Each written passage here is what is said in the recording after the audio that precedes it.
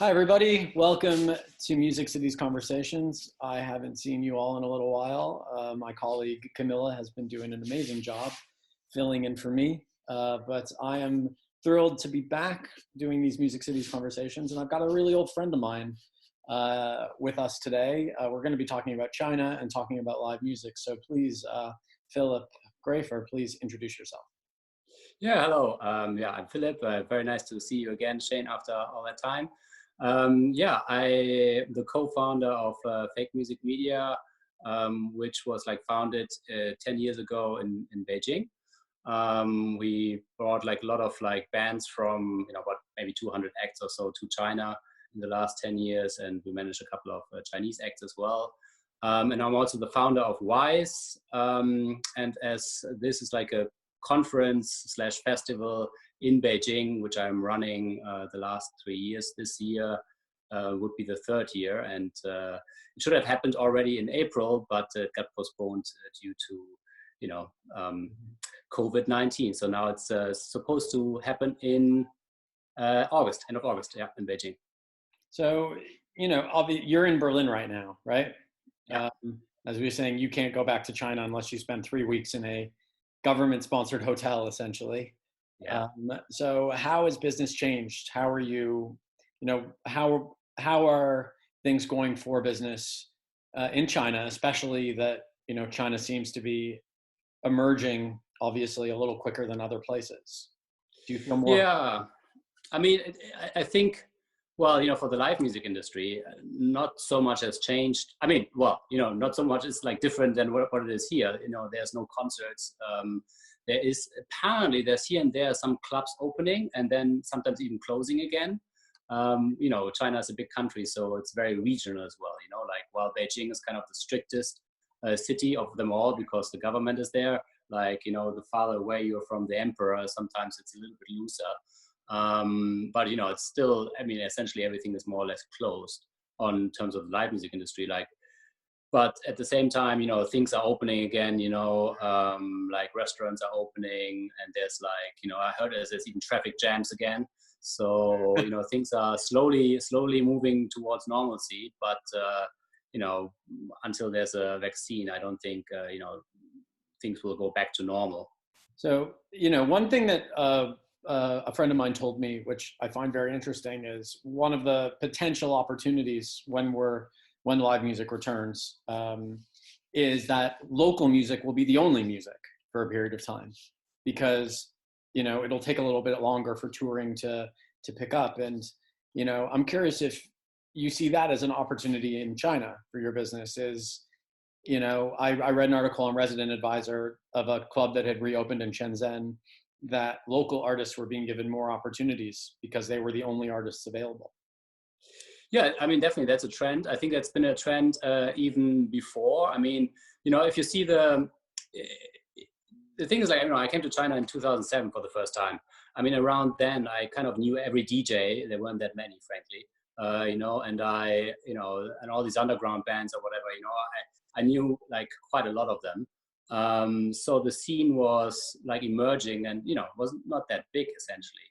But now, there's in the West, there's too many DJs basically, there's more and more music producers. There's tons of bands. There's a hip hop scene, right?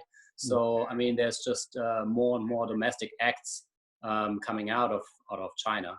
And at the same time, the market is growing for everybody, Yeah. So, are you planning like everyone else I just see kind of a VR headset behind you of some kind. Yeah. How are you trying to change Wise, for example? Do you think, planning to have it at the end of August is quite early for, compared to other places? With our conference, we're looking at November for our conference in Korea. So I'm curious kind of, how you're planning it. Do you think it's a little bit different in China, or is it, similar issues? Well, I've really thought hard the last month or so, I guess, how kind of the event of the future could look like, basically, I mean, some things have changed, some things haven't. I mean, we were always talking about like global warming and all this kind of stuff, right? The traveling, which is happening to events. I mean, I mean, all of us are in the event industry are like well aware that, sometimes what we do is not necessarily the best for the environment. I mean, we're flying around like crazy, and now we cannot fly around at the moment, right? So, and this will, I mean, in my estimate, what I think is like, it will take another year until we get a vaccine that like everything is going back to normal, right? And in that year, I think, some behavior will change maybe. And we also have like the opportunity to think about what we can do to like create something that is maybe a little bit more sustainable, in the long run. And yeah, I mean, VR is like something that I've been thinking about quite a lot. I mean, even before COVID-19 happened, but now I had like basically the time to kind of try it out and to think about it more.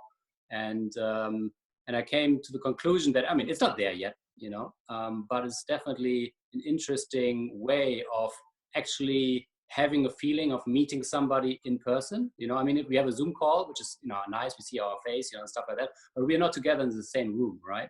So if you can create that kind of feeling, being together in the same room with somebody and really interacting, I think that's, that is a way to meet in the future, Obviously, it's not like the same as meeting in person, but, but it's closer to it.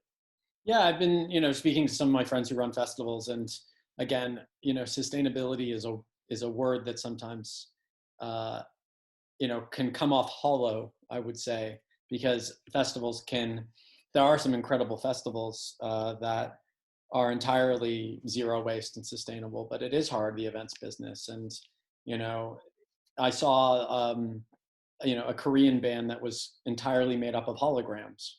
I don't know if you saw that, and I'm curious if you see more opportunity, if this is going to create more opportunity to export content into China, as has been growing in the last few years, or is COVID-19 going to create more of an opportunity for China to build, a larger, more globally recognized music market? Like, how do you think it's, or is it not going to impact it at all?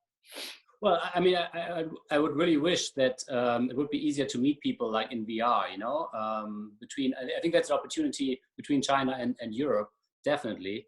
At the same time, as China has like a kind of a different internet ecosystem as we have here in the West, there's also obviously, the same thing could happen in, virtual reality, basically, I mean, for example, if you're talking about, one of the headset makers, Oculus, which is owned by Facebook, and Facebook is kind of like banned in China, that's a problem. On the other side, you go to HTC Vive, which has quite a strong Chinese market and is also available here.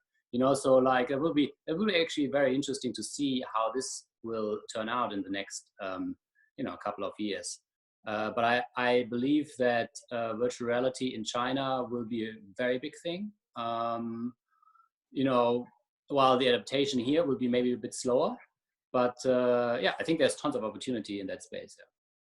Yeah, and how, so how have you had to change your business model, or have you had to change it at all in the, in the wake of the crisis? Now, now that I think we've all adapted to whatever this new normal is, and I'm curious, kind of for you, does this mean obviously more online events, coordinating, more promotion with less touring, or are you still, feeling it out?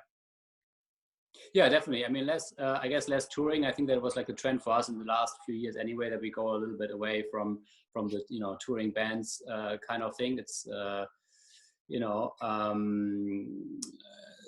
and yeah, thinking more about like how we can make our business more digital, because in the end it's also easier to scale, right? A digital business and like a touring business. So yeah, it's definitely something that's on our mind, how to do that. And yeah, again, the events side of it. I mean, events are necessary if they're online or offline. You know, it's about human nature, right? Humans want to meet each other and exchange. So like, you know, whatever that, you know, I'm just writing an article actually about it now, you know, what the future of events could be. And I came to the conclusion in the end that, you know, there will be not one format, right? There will be like totally 100 different formats of like how to meet. And, you know, and I see like, you know, physical meetings will be still very important, obviously, you know, Zoom meetings or whatever, you know, will be one platform, VR will be another platform, and whatever will, other things will follow, you know?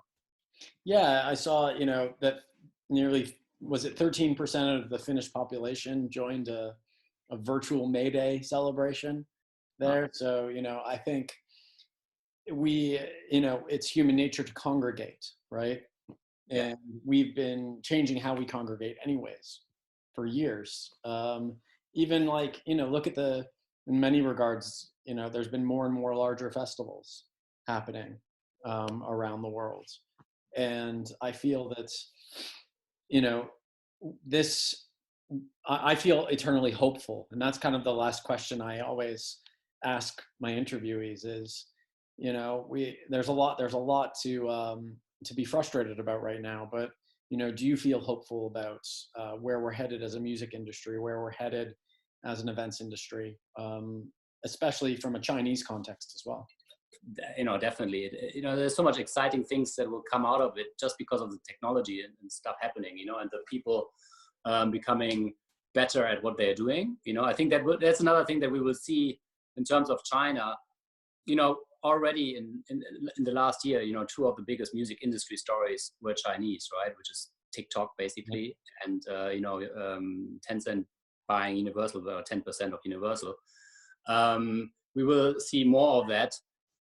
I mean, that's very exciting. I'm not sure if it's good for like you know, the Western music industry, but you know, that is definitely, you know, you have to keep an eye on it. You know, you have to be on the pulse and you have to be on your toes. That's for sure. You know, so there will be like a lot of opportunity coming out of that.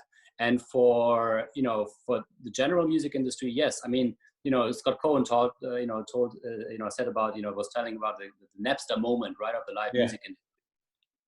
Because of COVID-19. And I think, yeah, that's interesting. You know, I think we really should take that time now that we have to really think hard about how we want to go on from here, you know? Yeah, I agree. You know, you know, no one has any answers. I feel that those who do have answers are not asking the right questions. Yeah, no, totally. No, well, thank you so much for participating in Music City's conversation, Philip. It's always a pleasure, mate. Yeah, thank you, Shain. Cool. Same here. Okay, thank you again.